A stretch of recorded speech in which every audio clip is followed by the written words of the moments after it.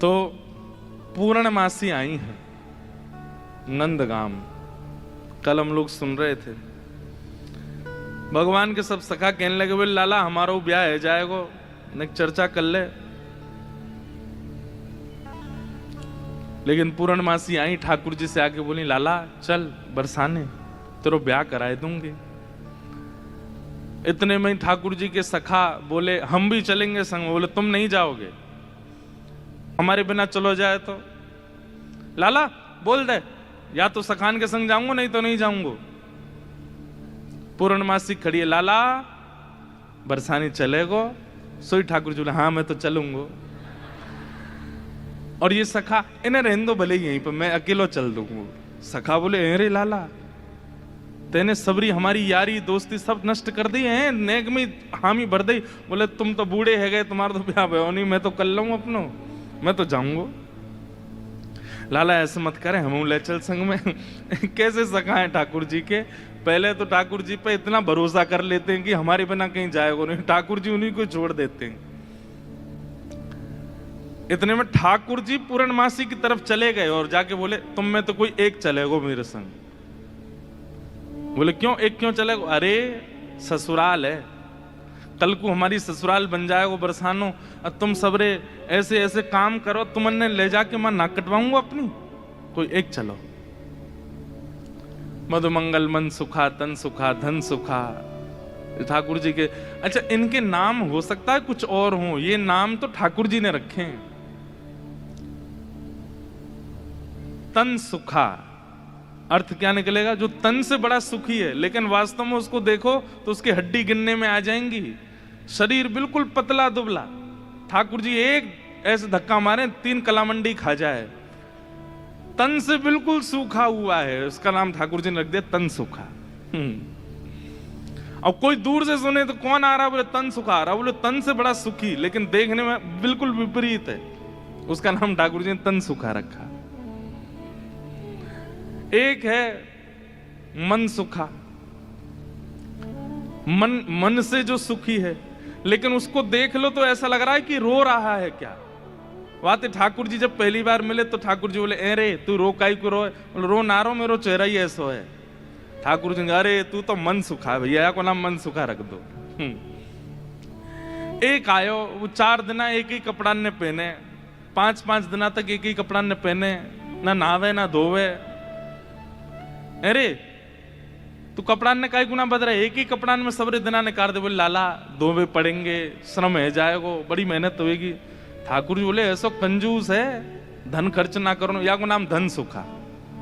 तन सुखा मन सुखा धन सुखा। ये ठाकुर जी के सखा हैं। तो एक सखा को ठाकुर जी संग ले गए। अब कल हमने एक लीला सुनी थी कि ठाकुर जी जोगी बन करके गए और किशोरी जी से मिल, ऐसे ठाकुर जी अनेक रूप बना बना करके गए हैं पहले। ये तो हम सीधे अब ठाकुर जी के विवाह के लिए अपने आप को दिखावे जा रहे हैं बरसाने यहां पर। इससे पहले बहुत लीलाएं हो चुकी हैं। एक लीला और आती है कि एक बार ठाकुर जी श्यामा सखी बन करके गए। श्यामा सखी कैसे? ठाकुर जी ये विचार करके गए मैं जाके किशोरी जी के मन की देख के तो आऊं, ये मेरे सामने तो प्रिय प्रिय बोले मोए, मेरे बिना ही मोए मेरे बारे में कहा बोले, मैं एक बार सुन के तो आऊं। तो ये पूर्णमासी वाली लीला से पहले एक बार और बहुत बार ठाकुर जी बरसाने जा चुके हैं। एक बार ठाकुर जी श्यामा सखी बन के गए। कैसी सखी? नीचे लहंगा पहनो है, ऊपर चुनरी पहनी, बिल्कुल यहाँ तक पूरी चुनरी लगा ली है, हाथन में बढ़िया चूड़ी पहनी है, कानन में कुंडल पहने हैं, क्षुद्र घंटे का यशोदा मैया ने पहनाई, वहां में छोटी छोटी घंटी लग रही हैं, वह कौंधनी बना करके कमर में पहनी है, पामन में पाजेब पहनी। ठाकुर जी गए श्यामा सखी बन करके किशोरी जी के पास, बरसाने में प्रवेश कियो। सबरी गोपी के आहा कैसी मनोहर चाल है, नेक सी गोपी कैसी मटक मटक के चल रही है। अरे सखी तू कौन की लाली है? ठाकुर जी तेज तो हैं बोलवे में, जो पूछे तू कौन की लाली, बोले तेरी हूं, भूल गई।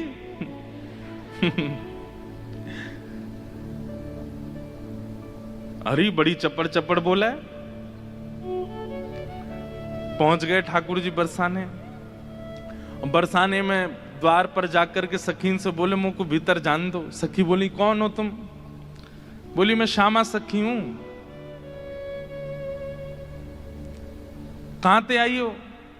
बोले पास के गांव नंदगाम ते आई हूं और मुझ किशोरी जी ते बहुत जरूरी बात करनी है, मुझको मिलवाओ। एफ ले लो भैया।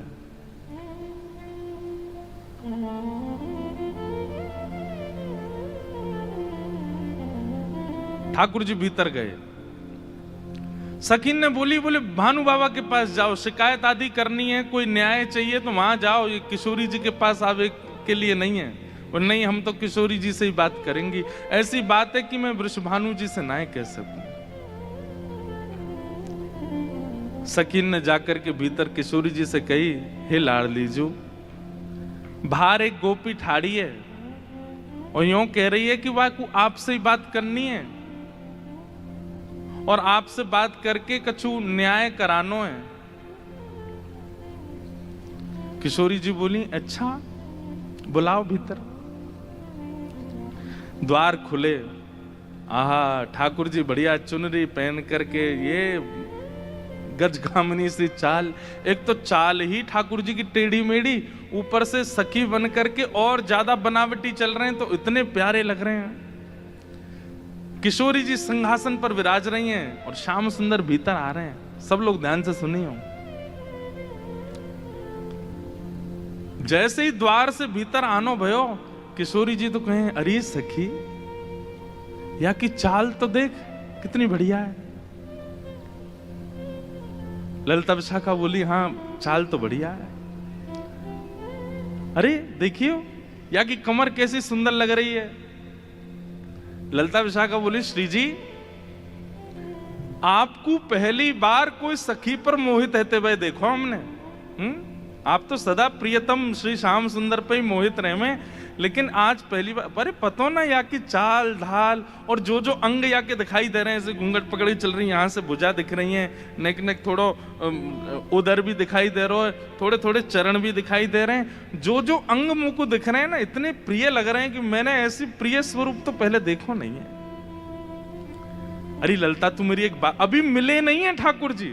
और किशोरी जी कहने ललिता तू मेरी एक बात सुन। बोल कहा ये जो भी बात करे वो सुन लेंगे, फिर वाक्य बाद याकू अपने सखी समाज में ले लियो। मुख बड़ी भारी है, अभी याकू मुख नहीं दिखो मुख, मैं तभी यहाँ पे मोहित है गई हूं।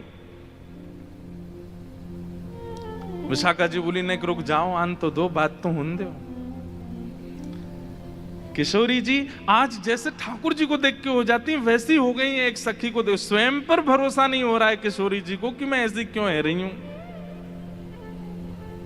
ठाकुर जी आके सामने खड़े है गए। उन्हें एक बनावटी सी आवाज भी बना ली ठाकुर जी ने। किशोरी जी बोली कहो सखी कहा नाम है तुम्हारो? अजी मेरो नाम तो श्यामा सखी है। स्वर सुनते ही किशोरी जी के नेत्र बंद है गए। ललिता जी को हाथ पकड़ के कहें मुकु कहा है रो है, या कि चाल या के रूप रंग सब देख करके तुम या के स्वर में भी कछु आकर्षण है। ललिता जी बोली श्यामाजू ऐसे ना करो करें। अरे वो सखी है वहां पे आप मोहित का को है। बोले ना पतो ना या मैं तुम्हें ना लग रहा आकर्षण। बोलना हमें तो ना लग रहा। मैं एक बात कहता हूं बंधु, हमारे ठाकुर जी कैसे हैं? रूप रस स्पर्श गंध और शब्द, ये पांचों से आपको अपनी ओर आकर्षित करने की सामर्थ्य रखते हैं। आप कहो कि मैं नेत्रों से देखूंगा नहीं तो फिर श्री कृष्ण मुझे कैसे भाएंगे?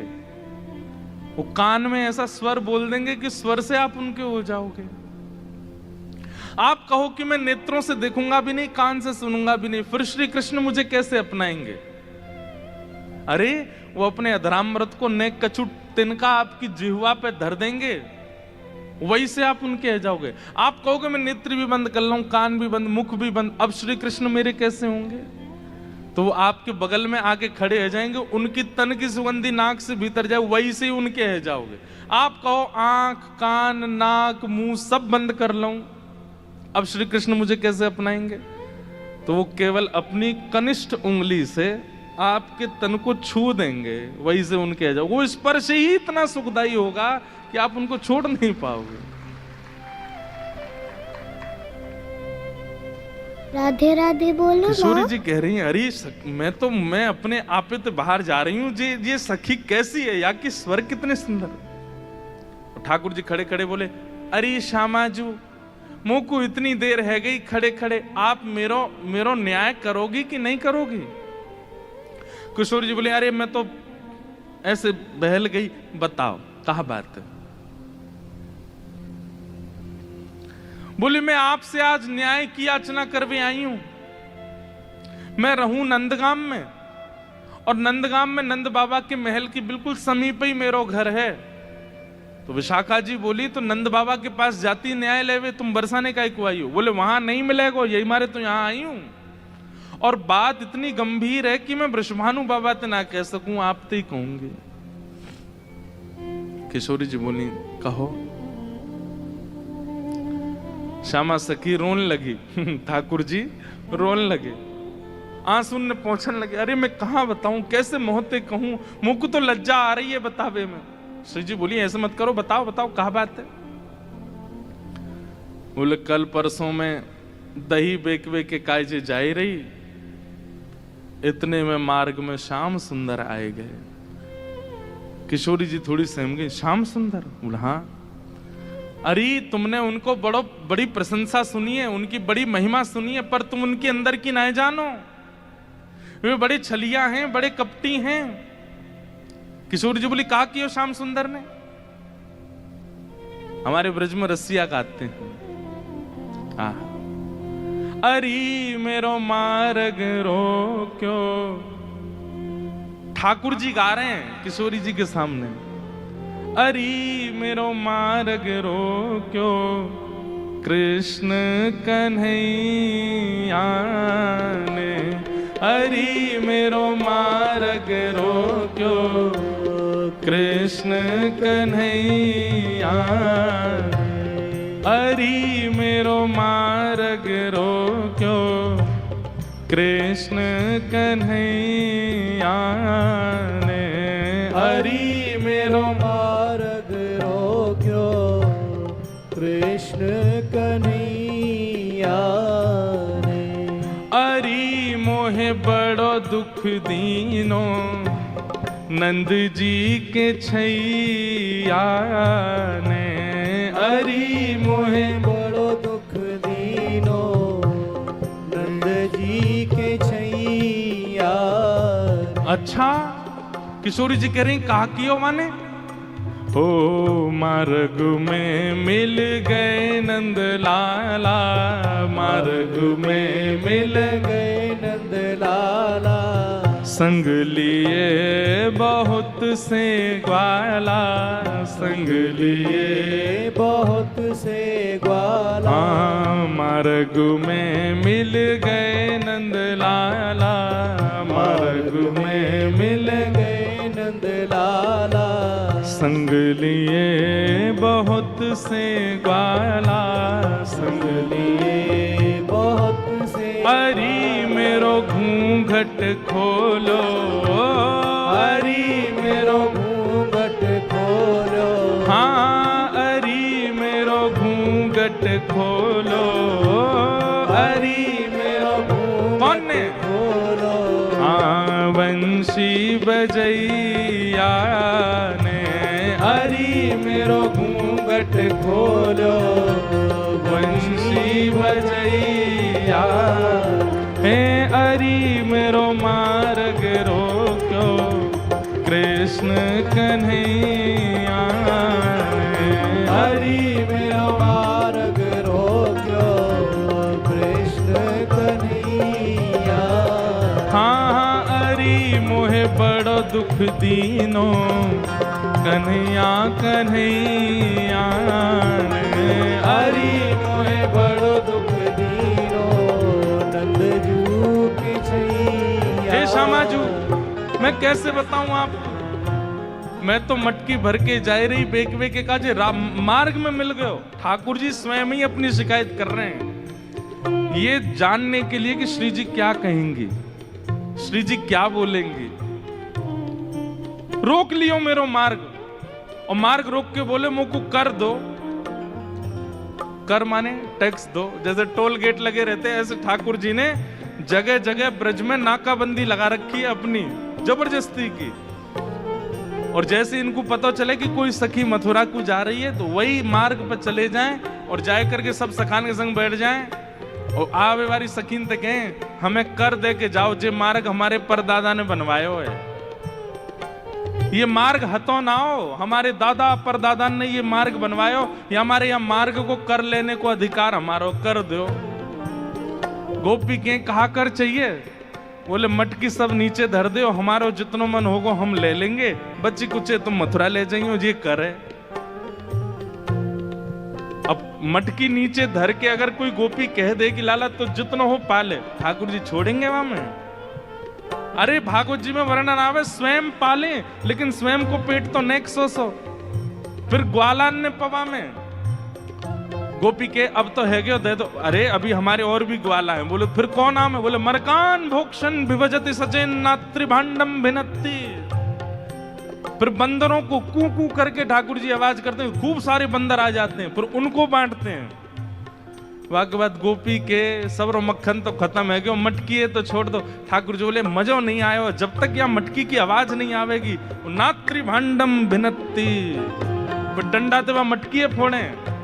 फिर कहें गोपी मक्खन तेरो बासो हो नेक सो, दोबारा लेके आइयो।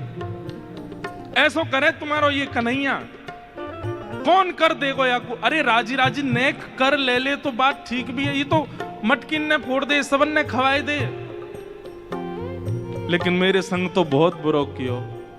किशोर जी बोली कहा कियो? बोले मेरो घूंघट उठा लियो, मेरी चुनरी खींच ली, मेरे हाथ मरोड़ दियो, और माखन की जो पटकी मटकी, माखन की जो पटकी मटकी, मेरी बाह पकड़ के झटकी, मेरी बाह पकड़ के झटकी। माखन की जो पटकी मटकी, माखन की जो पटकी मटकी, मेरी बाह पकड़ के झटकी, मेरी बाह पकड़ के। अरी मेरी चूड़ी चटकी, अरी मेरी चूड़ी चटकी, हाँ अरी मेरी चूड़ी चटकी, अरी मेरी चूड़ी कौन ने? रास रचैया ने, हरी मेरी चूड़ी चटकी, रास रचैया, अरी मेरी चूड़ी चटकी, रास रचैया ने, हरी मेरी चूड़ी चटकी, रास रचैया। ओ अरी मेरो मार्ग रोक्यो कृष्ण कन्हैया ने, हरी मेरो मार्ग रोक्यो कृष्ण कन्हैया। बोल नंद के लाला की।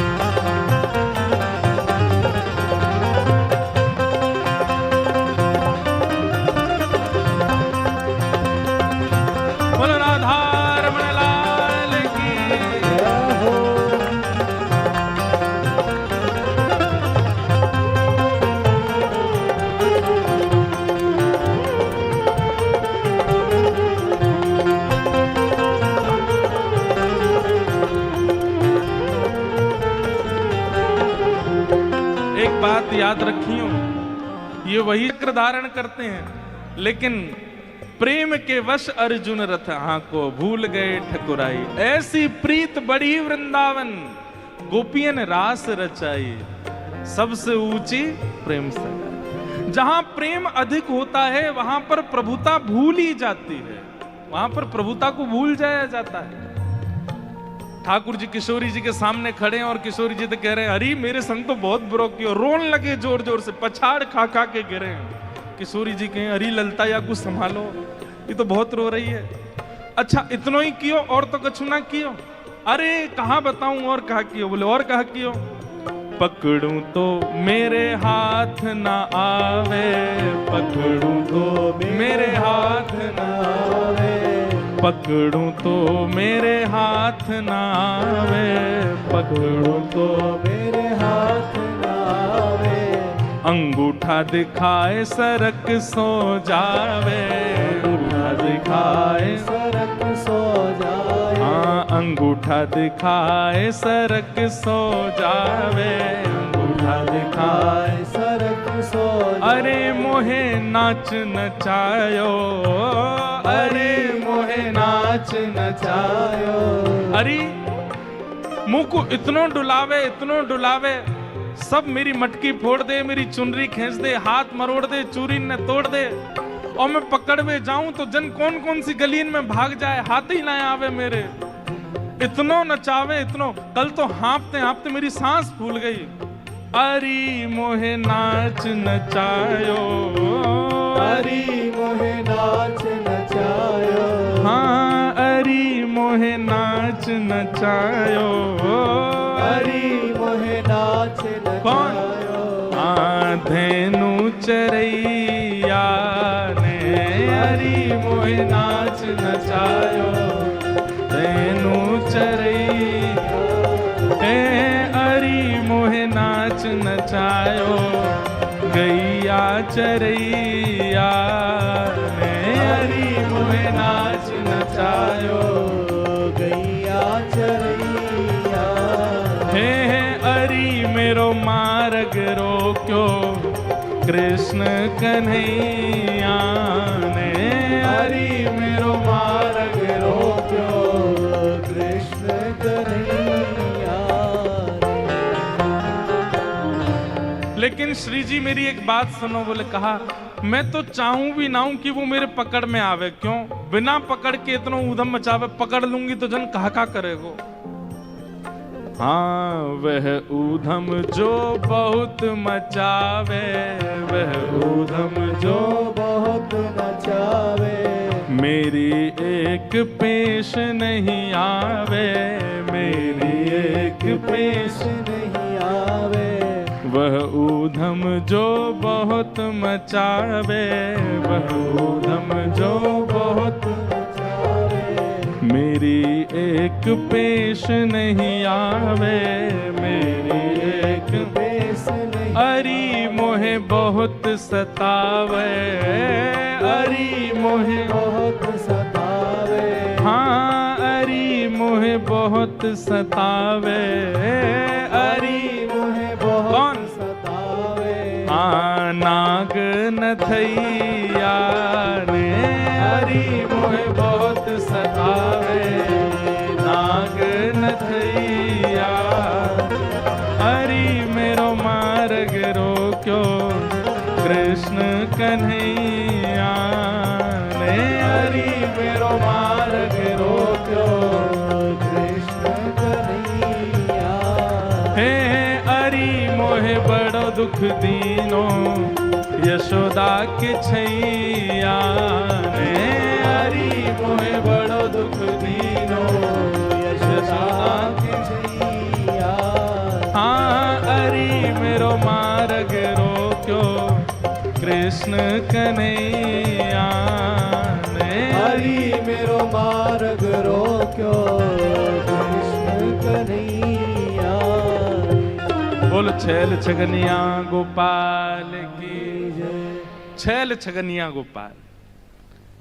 ऐसो कष्ट दे मुंह को मैं कहा बताऊं आपको। श्री जी थोड़ी घबरा सी गई। अच्छा श्री जी को यह है कि अकेले में मुंह से कन्हैया की बुराई कर ले तो मैं सह भी लूं, ये ललिता विशाखा के बीच में काहे को बोल रही है, ये तो वैसे ही उनसे चिड़ी रहे इतनो, इनके सामने क्यों कह रही है। श्री जी कह रही हैं अरे तू चिंता मत करे। श्याम सुंदर को हृदय कारो नहीं है, वो बस स्वरूप ते ने कार्य से लगे, वो ने अपनी लीलान में थोड़े से ऐसे चटक मटक से हैं, बाकी हृदय से ऐसे नहीं है। तो ठाकुर जी तो सुनने आए हैं ना कि मेरे बारे में कैसे विचार हैं श्री जी के। अच्छा, आप बड़ी हृदय की जानो उनकी। ठाकुर जी कह रहे हैं आप बड़ो पता हो उनके हृदय को। श्री जी बोली मतलब ऐसो तो मुझे ना पता हो, लेकिन हाँ जितनो मैंने सुनो है, जितनो मैंने जानो है, वहां से मेरो अंदाजो ऐसो है कि वो हृदय ते ऐसे नहीं है, वो तो बस एक लीला करें। ठाकुर जी बोले अरे श्यामाजू तुम कहा जानो, जाको रंग कारो होवे ना, जो भीतर ते अत्यंत कारो है जाए वाको रंग भी कारो है जाए। अब तो ठाकुर जी ऐसी ऐसी बुराई करने लगे अपनी ही कि श्री जी को न क्रोध आवे, और फिर इनके हृदय के भाव सुनूं मैं। जाको हृदय बड़ो कारो रे ना, वाको रंग भी कारो है जाए। ये श्याम सुंदर केवल लीला नहीं करे, ये हृदय तो ही ऐसे हैं। मुझे तो ऐसा लगे जैसे आपने भौरा देखो है ना श्री जी, वो एक पुष्प पे बैठे वाको रस ले, फिर दूसरे पुष्प पे चलो जाए वाको रस ले, और देखो भौरो भी कारो रे और एक कन्हैया भी कारो। जो एक को कभी नहीं रह सके, ये तो सबको है। कमर भी टेढ़ी, चाल भी टेढ़ी, मुख भी टेढ़ी, और मुझे तो ऐसा लगे यशोदा मैया गोरी, नंद बाबा गोरे जी, इनको छोड़ा ना है जी कहीं औरतें आयो है। ठाकुर जी बड़ी बड़ी बुराई करने लगे अपनी ही किशोरी जी के सामने। थोड़ी देर तो किशोरी जी सुनती रहीं, और थोड़ी देर बाद किशोरी जी को क्रोध आया, अपने स्थान पे खड़ी है गई, बोले ए श्यामा सखी, बहुत देर है गई तो बोलते बोलते, अब एक नहीं सुनूंगी तो तेरी कितने मक्खन चुरा लिए, कितनी मटकी फोड़ दें तेरी। अरे ललता लेके आ भीतर तो याकू दे दे, यहाँ आ गई है रोवे के काजे, श्याम सुंदर की बुराई कर रही है, यहाँ पे खड़े है के तू कहाँ जाने वो कौन है। अरे पूरा ब्रह्मांड उनकी भ्रगुटी पर नृत्य करे, वो अगर अपनी भौं उठा दें तो नूतन प्रलय है जाएगा। अरे तुम ब्रजवासीन के प्रेम के काजे बेचारे यहाँ आए गए हैं, तुम तो नेक लीला कहा कर ली, शिकायत करवे आ गई वहां पे, और तू बड़ी श्याम वरण श्याम वरण श्याम वरण पे बहुत बोल रही कि जो हृदय को कारो वही स्वरूप ते कारो होवे। तू जाने कहा है वास्तव में तोए देखें लोग, मोए देखें लोग, और कोई भी दृष्टा बने या हमारे अपना स्वरूप छुपाए करके आए वे, यदि अपने वास्तविक रूप में प्रकट हो जाएं तो कोटि कोटि कंदर्प लुटावे लग जाएंगे, तो भी उनके रूप की उपमा नहीं कही जा सके। उनकी बुराई कर रही है मेरे सामने खड़े है के वो टेढ़े से रह में, वो ऐसे रह में, वैसे। तू जाने कहा है उनके बारे में। अरे इंद्रादि देवता थर थर कांपे जिनके मारे, वो यशोदा मैया और तुम सब ब्रज गोपीन के काजे सहज है गए, सरल है गए, प्रेम के अधीन है करके सब लीला कर रहे हैं, और उनकी शिकायत कर भी आ गई मेरे सामने। ठाकुर जी सुन के बड़े खुश है रहे मनी मन। आहा जैसे श्री जी ने शांत है जाए, ठाकुर जी फिर एक कोई बात बोल दे, फिर श्री बिल्कुल मत बोलियो, एक शब्द नहीं सुनूंगी श्याम सुंदर के लिए। खंबायु अग्निम सलिलम महिम च ज्योतिम से सत्वानि दृशो द्रुमादीन सरित समुद्राम हरे शरीरम यत्किंच भूतम प्रणमेत अनन्यम। ये पूरा ब्रह्मांड उनका स्वरूप है, उनके रोम में कोटि कोटि ब्रह्मांड लुढ़कते हैं। इस ब्रह्मांड पर कृपा करके, इस भूमि पर कृपा करके वो जन्म लेकर के नंद यशोदा के यहाँ आ गए, और तुम उनके महत्व को नहीं समझ रही हो। अरे कोई ऊंची पदवी पर बैठो भयो, जब प्रेम के अधीन है जाए तो वो अपनी पदवी छोड़ करके कई बार आपके संग बैठ के पान लगे, आपकी थाली में बैठ के भोजन करने लगे। कोई आपकी थाली में भोजन कर रहा हो या को मतलब वो आपसे प्रेम बहुत करे। अरे सखी तू जाने ना है श्याम सुंदर को, वो साक्षात परमात्मा है। वो यदि तुम्हारे संग ये लीला कर रहे हैं तो अपने भाग्य मनाओ, अपने सौभाग्य मनाओ। उनकी रूप कांति को मैं कहा वर्णन करूं, कोटि कोटि किशोरी जी वार दे जाएं तो भी श्याम सुंदर की रूप की महिमा ना कही जा सके।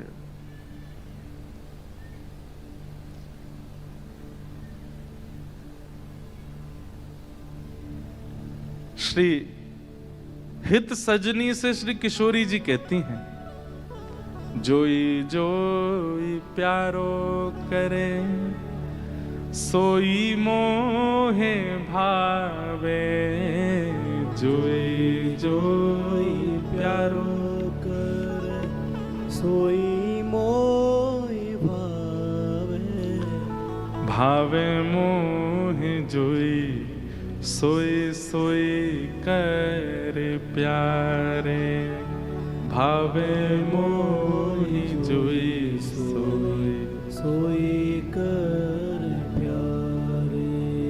अरे बंधुओं, कभी विचार किया है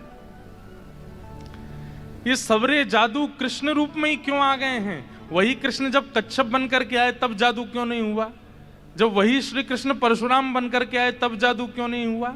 जो वही श्री कृष्ण इतने सारे रूप धारण करते हैं, उनमें वो आकर्षण क्यों नहीं बन पाता? किसी की निंदा नहीं है, सारे रूप अपनी जगह व्यवस्थित हैं, पूजने के अधिकारी, वंदन के अधिकारी, पर जो आकर्षण श्री कृष्ण में है वो सारे रूपों में क्यों नहीं है? क्योंकि श्री कृष्ण जी का जो ये रूप प्रकट हुआ है, ये किशोरी जी को सुख देने के लिए हुआ है। अरे वो किसी सखी के संग कोई लीला भी करते हैं ना, वो इसलिए कर रहे हैं कि ये लीला किशोरी जी को पता चले और वो प्रसन्न हो जाएं सुन करके।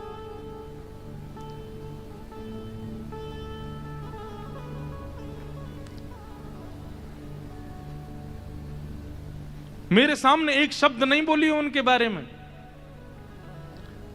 श्यामा सखी बोली, पहले तो मैंने संदेह में सुनी कि किशोरी जी को और हमारे नंद के लाला को कछु प्रेम संबंध है, पर आज तो मुंह को ऐसा लग रहा हो वास्तव में हते। किशोरी जी बोली, नहीं नहीं ऐसी कोई बात नहीं है, ये तो सब तुमने ऐसी मन, नहीं नहीं नहीं मुंह को तो लग रही है ऐसा। आप इतनों कैसे जानो वाक्य बारे में, इतनों कैसे मानो वाक्य बारे में? किशोरी जी एक बात बताऊं? बोले हाँ। बोले मैं अकेली नहीं हूं शिकायत करवे वाली, ऐसी अनेक बैठी हैं। आपको ऐसा लग रहा है कि श्याम सुंदर तो केवल लीला कर रहे हैं, पर इस वक्त यही समय श्याम सुंदर कोई और सखी के संग भी ऐसी क्रिया कर रहे होंगे। वहां को मार्ग रोक रहे होंगे, वहां के हाथ पकड़ रहे होंगे, वहां की चुनरी उड़ा रहे होंगे, वहां की मटकी फोड़ रहे होंगे। और नए विश्वास होवे तो आपको अगर बहुत प्रेम है तो आप श्याम सुंदर को पुकार के देख लो, यदि वो आ जाएं तो मैं मान जाऊंगी। वो आमेंगे ही नहीं। ठाकुर जी कह रहे मैं तो सामने ही खड़ा हूं, मैं कैसे आऊंगा? किशोरी जी से कह रहे हैं ललिता विशाखा है भूल जाओ, बाकी सब बातें न भूल जाओ। आपको प्रेम है ना श्याम सुंदर से, तो मैं आपसे शर्त लगाए के कह रही हूं, आप पुकारो। और यदि श्याम सुंदर आपके सामने आए गए तो जीवन भर आप दोनों की चाकरी करूंगी। ये श्यामा सखी को वचन है आपके लिए, बुलाए लो। किशोरी जी बोली, देख मोते मत बोले, मैं जानू, मुझको प्रबल विश्वास है कि श्याम सुंदर आ जाएंगे। मैं बस टेर लगाऊंगी और दौड़े दौड़े आवेंगे। श्यामा सखी बोली, आज है जाए ने, बुलाए के देख लो आ जाए कि नहीं। किशोरी जी तुरंत नेत्र बंद करके बैठी और जैसे ही अपने प्रियतम का स्मरण किया है, हो तो दासी नित्य तिहारी, हो तो दासी नित्य तिहारी, प्राणनाथ जीवन धन मेरे, प्राणनाथ जीवन धन मेरे, हो तुम पे मैं बलिहारी, हो तो दासी नित्य तिहारी, हो तो दासी नित्य तिहारी, हो तो दासी नित्य तिहारी, हो तो दासी नित्य। हमारे भारत में एक बड़े अच्छे रसिक हुए श्री हनुमान प्रसाद पोद्दार जी महाराज भाई जी। उन्होंने षोडश गीत लिखे हैं। एक गीत ठाकुर जी गा रहे हैं किशोरी जी के लिए और दूसरा गीत किशोरी जी गा रही हैं ठाकुर जी के लिए। इतना सुंदर है। मेरा बहुत समय से मन है कि कभी मैं षोडश गीत पर चर्चा करूं। 16 गीत जो हमारे भाई जी ने गाए हैं बहुत सुंदर है। उनमें से एक गीत ये किशोरी जी गा रही हैं ठाकुर जी के लिए। क्या कह रही हैं?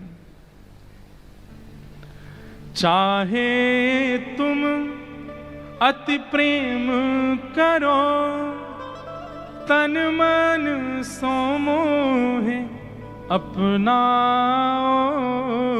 चाहे तुम अति प्रेम करो, तन मन सो मोहे अपनाओ।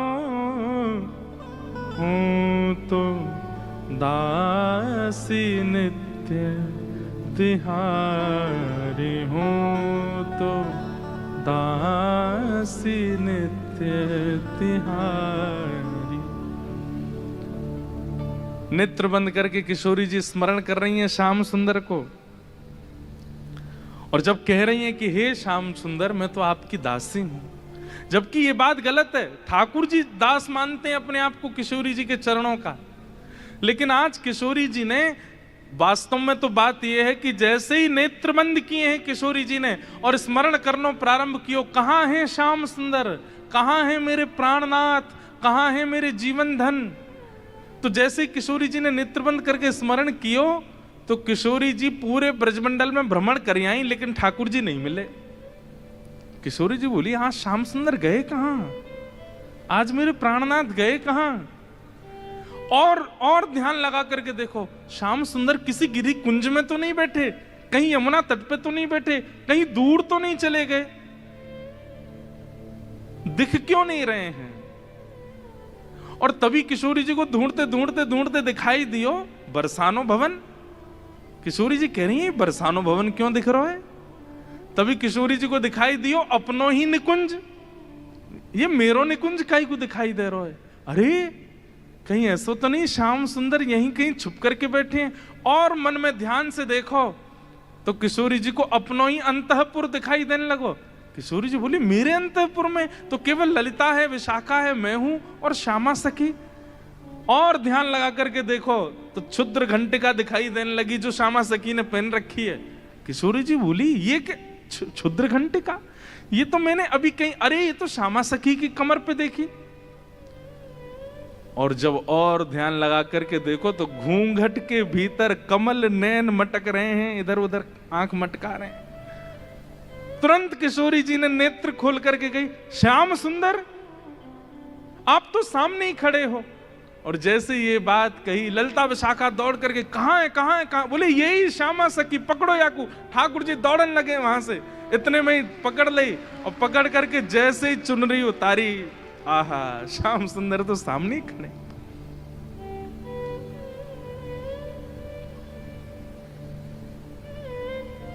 कैसा प्रेम है ये प्रेम, इसको आप संसार में घटा ही नहीं सकते हो। अब तो ललिता विशाखा पकड़ करके खड़ी हैं और ठाकुर जी की ऐसी बेणी, आहा नथ बेसर पहनी है नाक में, ऐसी सुंदर बिंदी लगा करके आए, काजल लंबो लंबो खींच के आए, अपने घुंघराले केशन की बढ़िया बेणी गूंथ करके जैसे कोई छोरी तैयार हो ऐसे बन के आए। किशोरी जी बोली पकड़ के रखो अब इनको, ने रज रज के देख तो लूं आज, हैं सामने आए के श्यामा सखी बन के अपनी बुराई कर रहे हो मुझे। अरे श्यामाजू मैं तो आपके हृदय की जानवे आयो कि आप मेरे बारे में कैसी विचारधारा रखो, मेरे बारे में आपके हृदय में कैसे भाव हैं। किशोरी जी बोली तो कहा सुनो आपने कैसे भाव हैं। बोले मुंह को ऐसा लगो करतो कि मुंह से ज्यादा प्रेम कोई ना कर सके या संसार में, पर हे श्यामाजू आज आपके प्रेम के भाव पर तो मैं भी बिक गयो। आपको प्रेम तो अटूट है। अरे आप तो ऐसी हैं कि आप बैठी कहीं भी हो लेकिन आपके चिंतन में सदा मैं विराजमान रहूं। मैं कहां जाऊं, कहां करूं, कहां खाऊं, कहां पीऊं, कैसे आऊं, आपको सब पता है। बंधुओं, ये प्रेम की चरम स्थिति होती है कि आप केवल ध्यान में ही अनुभव कर लेते हैं अपने प्रेमी का। ये आज के समय में संभव नहीं है। हां, इतना संभव जरूर है कि जैसे मां का प्रेम जो है ना, वो तो भी शुद्ध होता है अपने पुत्र के प्रति, पुत्री के प्रति। तो पुत्र के ऊपर कोई घटना या संकट आ जाए तो मां को थोड़ा थोड़ा अनुभव होने लगता है। मां को ऐसा लगता है आज मुझे घबराहट सी हो रही है, जरा फोन करके पूछो तो बेटा कहाँ है। वो बेटा को फोन करती है तो पता चलता है आज स्कूटर से गिर गया है, पैर में लग गई है, पढ़ने गया है हॉस्टल में। अच्छा, मुझे सुबह से ही लग रहा था कुछ तो दिक्कत है। इतना अनुभव मां को तो हो जाता है, और इतना अनुभव कई कई पत्नियों को भी अपने प्रियतम का हो जाता है कि शायद कुछ गड़बड़ है थोड़ा। लेकिन इससे अधिक की स्थिति में आज के लोग नहीं जा सकते। पर श्री जी वो तो नेत्र बंद करके ध्यान करके पता कर लेती हैं कि श्याम सुंदर इस वक्त कहां है, मेरे प्रियतम कहां है। किशोरी जी ने कही आज एक काम करो, बोले कहा द्वार सब बंद कर दो, चटकन ही लगा दो, आज जान नहीं देंगे इनको, आज यहीं बैठा हो। बड़ी श्यामा सखी बन के आई हो, इधर आओ। ठाकुर जी बोले अरे श्यामा जी मैं आपके चरणन को पूजूं, आपसे हाथ जोड़ रहा हूं, मुझको छोड़ दो। बोले ना, आज तो याकू नई दुल्हन बना के यशोदा के पास ले चलेंगे, और यशोदा जी से कहेंगे देखो हमारे गांव की एक नई दुल्हन आई है, अभी अभी ब्याह भयो, याकू आशीर्वाद दे दो। और जब यशोदा मैया अपने लाला को चिर सौभाग्यवती जब आशीर्वाद देंगी तब आवेगो आनंद। किशोरी जी आपसे हाथ जोड़ूं, पाम परूं, ऐसा मत करियो, यशोदा मैया के आगे नाक कट जाएगी मेरी, ऐसे छोरी पनो डोलूं, वो वैसी मेरे पीछे पड़ी रहे। ए लाला ने अपनी चाल सुधार, दूर ते ऐसा लगा कोई गजगामनी छोरी आ रही है का। वो उन्हें पता चलेगी मैं लहंगा फरिया पहन के डोल रहा हूं, बहुत बहुत नाराज, उनके सामने नहीं, आपके सामने आ सकूं ऐसे। किशोरी जी को इतना अच्छा लग रहा है कि आज श्याम सुंदर घबरा रहे हैं। इतना घबरा काहे क्यों रहे हो, यहाँ पे बैठो, बगल में बैठा। सब सखी लाई किशोरी जी के बगल में ठाकुर जी को बैठाए दियो। अब श्री जी के मन में कौतिक आयो है, अरे ललता विशाखा, ठाकुर जी को हाथ पकड़ लियो, ठाकुर जी घबरा रहे हैं, जन कहा करेंगी, नेक्स्ट सामने तो आओ। ललता विशाखा दोनों सामने आ गई और बोली देखो हमेशा या सिंहासन पर प्रिया प्रियतम विराजमान हूं मैं, लेकिन आज दो दो प्रिया बैठी हैं, एक श्याम प्रिया एक गौर प्रिया। अब ये बताओ दोनों में सुंदर ज्यादा कौन लग रहा है, ये ज्यादा सुंदर लग रहे हैं या मैं ज्यादा सुंदर लग रही हूं। लहंगा इनने भी पहनो, मैंने भी पहनी है, बेनी मैंने भी गूथी है, इनने भी गूथी है, माथे पे बिंदा मैंने भी लगाया, आंखन में काजल इनके भी मेरे भी, सब कुछ। अब तुम दोनों बताओ हम दोनों में सुंदर ज्यादा कौन लग रहा है। श्याम सुंदर ऐसे रो मत, मुस्कुराओ, कछु कर थोड़ी नहीं हूं मैं। ठाकुर जी मुस्कुराने लगे, अरे ललता बता दे आज सुंदर कौन है। आहा, हमारे ब्रज में गाते हैं,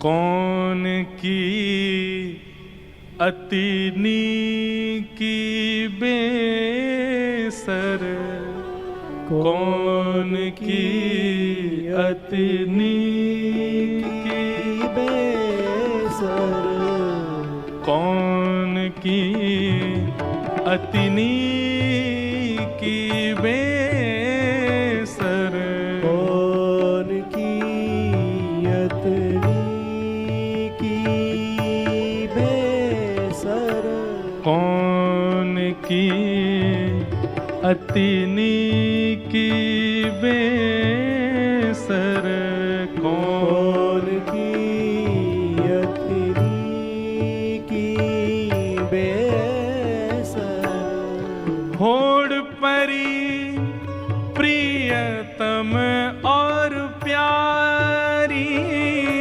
होड़ परी प्रिय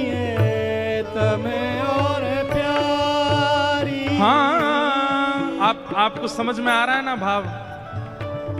पद में श्री नंददास जी कह रहे हैं, कौन की अति नीकी, नीकी मतलब सुंदर, बेसर, बेसर यानी कि नथ जो पहनते हैं, आज ठाकुर जी भी नथ, हमारे लाला नथ बेसर रोज ही पहनते हैं। इस दिन के बाद से, ये जो अब लीला आप सुन रहे, इस दिन के बाद से ठाकुर जी ने नियम बना लिया, वो पुरुषन को भी श्रृंगार करें और छोरी को भी श्रृंगार करें। इसलिए हमारे बिहारी जी आपको सदा लहंगा में ही मिलेंगे, लहंगा ही पहनते हैं रोज। साल में केवल एक बार, कौन सी तारीख को अभी निकल के गई,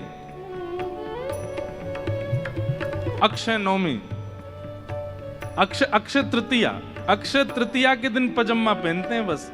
उस दिन चरण दिखते हैं, उस दिन ठाकुर जी पीतांबरी पहनते हैं। नहीं तो हमारे बिहारी जी को आप 365 दिन देख लो, लहंगा में ही रहते हैं, पूरे ऊपर से नीचे तक पहनते हैं। इस लीला के बाद से ठाकुर जी ने नियम बना लिया, नथ बेसर रोज पहनते हैं।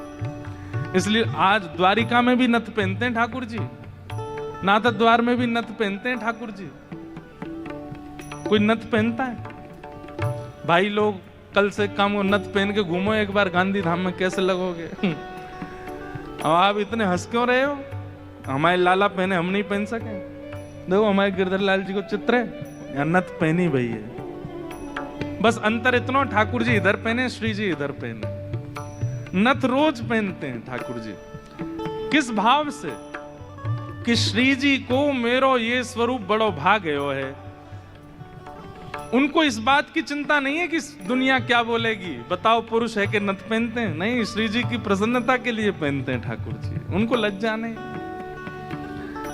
आज सब सखियां कह रही हैं, बताओ भाई कौन की नथ ज्यादा सुंदर लग रही है? कौन की अति नीकी बेसर, कौन की अति नीकी बेसर, होड़ परी प्रियतम और प्यारी, होड़ परी प्रियतम और प्यारी, अपने अपने जी की, हाँ अपने अपने जी की, हो बेसर, कौन की अति नीकी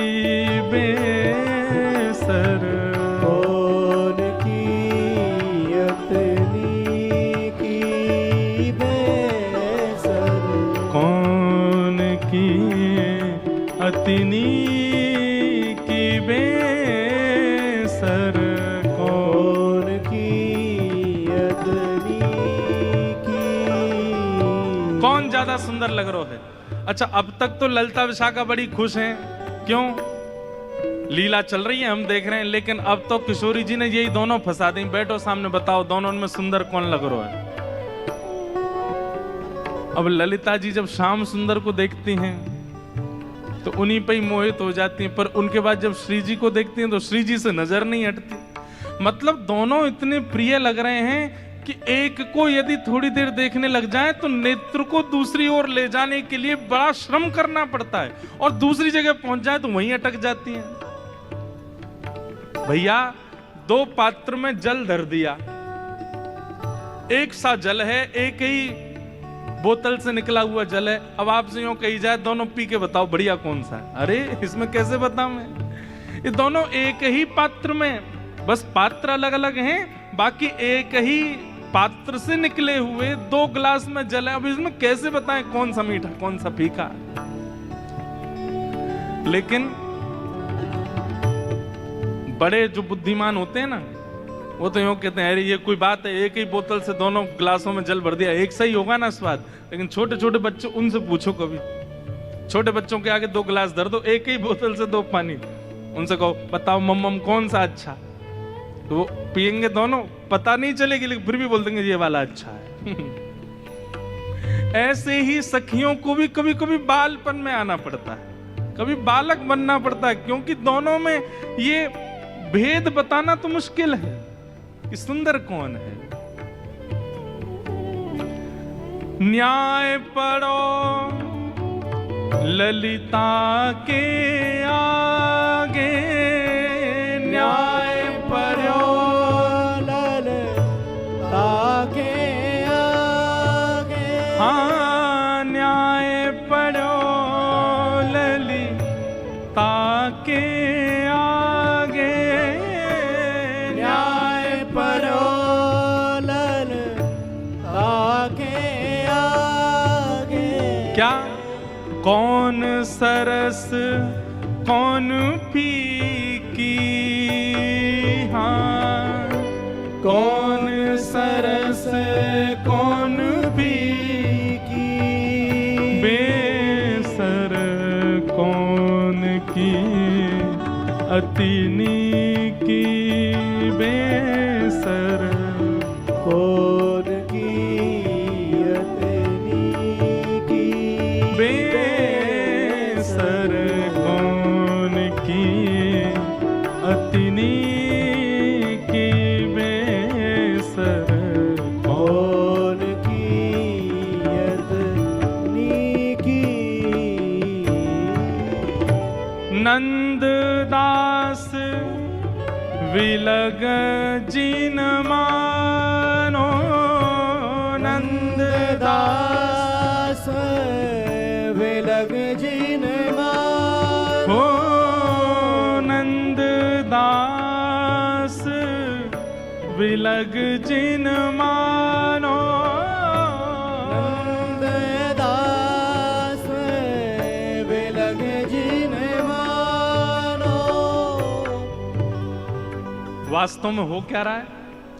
ललिता विशाखा अंदर ही अंदर रो रही हैं, और अंदर ही अंदर, क्योंकि किशोरी जी ने ये क्रम शुरू किया तो किशोरी जी को कम देख रही हैं, ठाकुर जी को ज्यादा देख रही हैं, क्योंकि किशोरी जी नहीं तो ये खेल शुरू करवाया। बताओ दोनों में सुंदर कौन? उनसे क्या कहें? तो ठाकुर जी को देखती हैं और देखते देखते देखते अश्रु भराते हैं नेत्रों में। बोले आप ही बताओ ना क्या करें, दोनों ही समान लग रहे हो हमको, दोनों ही एक जैसे लग रहे हो, दोनों में ये न्याय करना बड़ा मुश्किल है। ठाकुर जी आप ही कछु संकेत करो, क्या बताएं? तो जैसे ठाकुर जी ने देखी ललिता विशाखा बड़ी परेशान है गई हैं, तो पहले ठाकुर जी नेत्र बंद कर लिए, और नेत्र बंद करके मानो ऐसे करके बैठ गए। बोले कि अगर तुमने इनको श्रेष्ठ बतायो तो फिर याद रखियो, तुम बच के दिखाइयो मोते।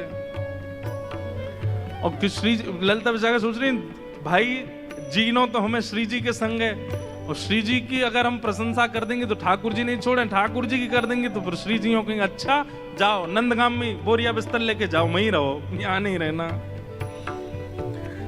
अंत में ठाकुर जी से कहने लगी, बोले इशारे में ही बात हो रही है, कुछ कह नहीं रहे। बोले बताओ तो क्या करना है? अंत में ठाकुर जी को दया आ गई, और दया आके ठाकुर जी ने ऐसे इशारा किया, बोले इन्हीं की बताओ, बेसर इन्हीं की अच्छी है। बोले मेरी प्रशंसा कर दोगे मोहे सुख नहीं मिलेगा, इनकी प्रशंसा करोगे ये राजी भी आ जाएंगी, मोहे भी सुख मिलेगा। हाँ, कछु एक सरस लली की, बेसर एक सरस लली की, बेसर। कछु एक सरस लली की, बेसर एक सरस लली की, बेसर कौन की अतिनी की, बेसर कौन की अतनी की, बेसर। कौन की अतिनी की, बेसर कौन की अतनी की।